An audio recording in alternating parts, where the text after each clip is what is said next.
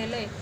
तर आज अशा आशयाची गरज आहे की दारूबंदी संपूर्ण महाराष्ट्रात व्हायला पाहिजे, कारण आपला शिवबांचा महाराष्ट्र असं दारूमुळे भरकटलेली तरुण पिढी, तर त्याच्याने आपल्या महाराष्ट्राचे खूप मोठे नुकसान आहे। जसे नोटाबंदी एका रात्रीत लागू झाली, त्याप्रमाणे माझे सरकारला असे म्हणणे आमचे की तुम्ही दारूबंदी संपूर्ण महाराष्ट्रात लागू करा, कारण की दारूबंदी जर आता तुम्ही लागू केली नाही तर पूर्ण भावी पिढी महाराष्ट्राची बर्बाद होणार आहे।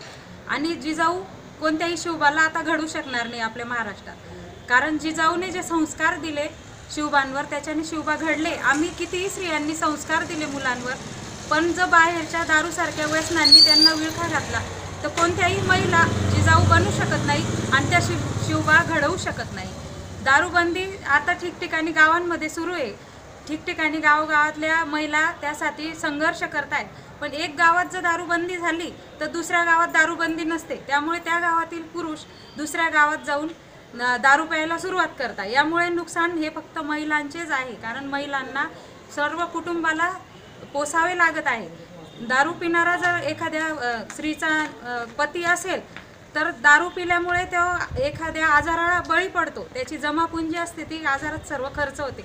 अशा अवस्थेत ती महिला तिच्या पतीचं दवाखान्याचा खर्च करेल का कुटुंब चालवेल, असा प्रश्न स्त्रियांना पडलेला आहे। तर माझी तुमच्या मार्फत एकच मागणी आहे की आपल्या महाराष्ट्र शासनाने संपूर्ण महाराष्ट्रात संपूर्णपणे दारूबंदी करावी, हीच आमची महिलांतर्फे मागणी आहे। धन्यवाद।